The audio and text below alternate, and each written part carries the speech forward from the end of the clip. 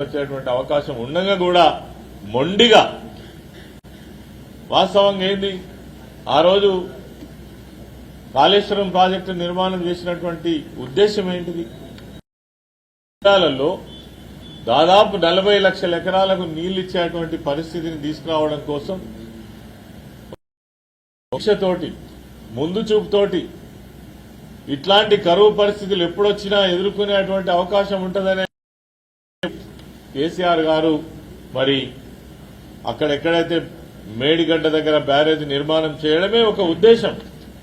ఎందుకు అనంటే గోదావరి నీళ్లతో పాటు ప్రాణహిత నది కూడా అక్కడ కలుస్తుంది కాబట్టి ఎప్పటికక్కడ పుష్కలంగా నీటి లభ్యత ఉంటది కాబట్టి అక్కడ ఆ రోజు ఈ ప్రాజెక్టు నిర్మాణం చేయడం జరిగింది. అన్నింటినీ కూడా విస్మరించి ఇలా నిపుణుల సలహాలు కూడా పక్కకు పెట్టి మూర్ఖంగా ఏమన్నంటే ఆ ఎన్డీఎస్ఏ సాకుగా చూపించి ఎన్డీఎస్ఏ కూడా దీన్ని రిపేర్ చేయొచ్చు అంటే 3 సంవత్సరాల నుంచి మరి ఇప్పటి వరకు దాని మీద ఏ రకమైనటువంటి చర్యలు లేవు.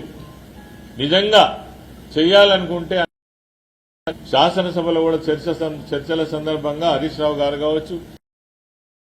కావచ్చు అనేక సార్లు చెప్పడం జరిగింది. నిజంగానే చేయాలని అనుకుంటే ఇప్పటికెప్పుడో అయిపోతుండే. పిల్లరు పక్క పిల్లర్ ఆ పక్క పిల్లర్ దెబ్బతిన్నది. ఆ మొత్తం 7th బ్లాక్ మొత్తం తీసేస్తే కూడా 300 నుంచి 400 కోట్ల రూపాయల ఖర్చు అవుతుంది. దానికి ఎల్ఎన్టీ సంస్థనే నిర్మాణం చేసిన సంస్థనే ముందుకొచ్చి మేము చేస్తామని చెప్పినప్పటికీ కూడా దాన్ని పట్టించుకోకుండా ఇలా కావాలనే దీన్ని అట్టిపెట్టి మరి ఇలా రైతులను గోసబుచ్చి చర్యలు ఈ ముఖ్యమంత్రి చేయడం జరుగుతా ఉంది. ఇంతకంటే దారుణం, ఇంతకంటే అన్యాయం ఇంకొకటి ఉండదు. తెలంగాణ రైతులు ఈ రోజు చాలా ఆవేదనతో ఉన్నారనే విషయాన్ని కూడా ఈ సందర్భంగా నేను మనవి చేస్తా ఉన్నాను. ఇంకా ఒక విషయం ఏంటంటే ఈయనకు తెలంగాణ ఉద్యమంతో సంబంధం లేదు. తెలంగాణ ఉద్యమంలో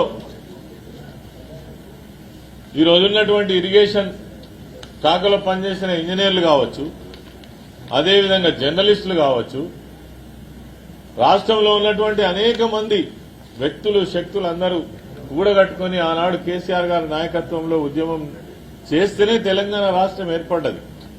ఇలా వాళ్ళను కూడా గౌరవించేటువంటి సంస్కృతి లేదు.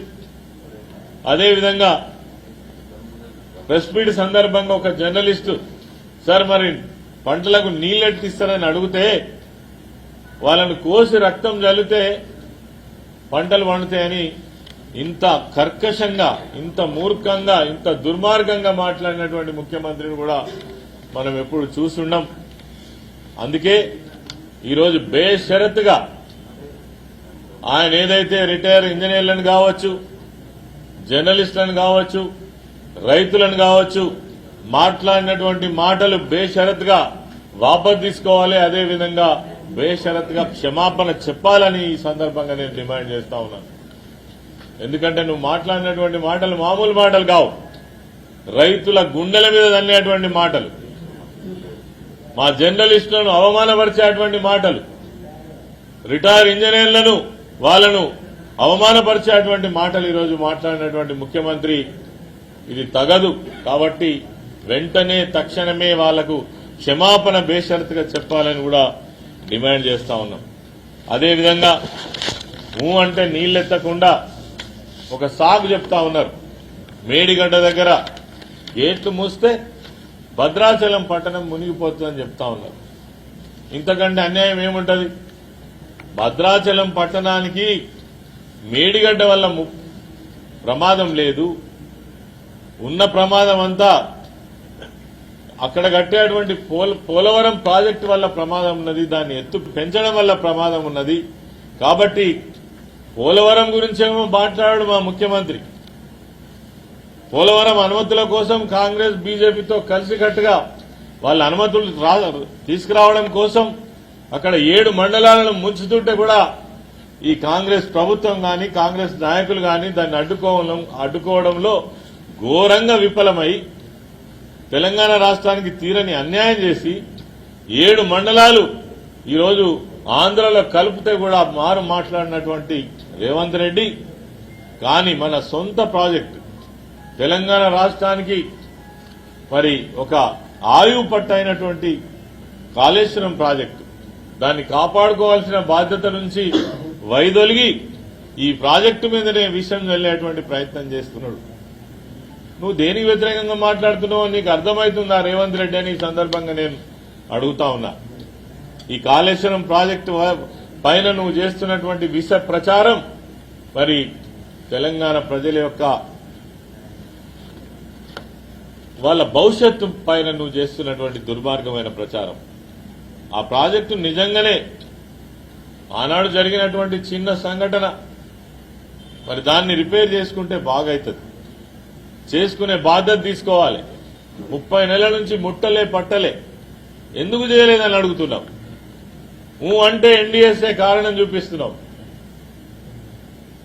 చిత్తశుద్ధి ఉంటే ఇప్పటికే ఎప్పుడో అయిపోతుండే. ఈ రోజు ఉన్నటువంటి పరిస్థితి చూస్తే రిజర్వాయర్లలో నీళ్లు లేవు.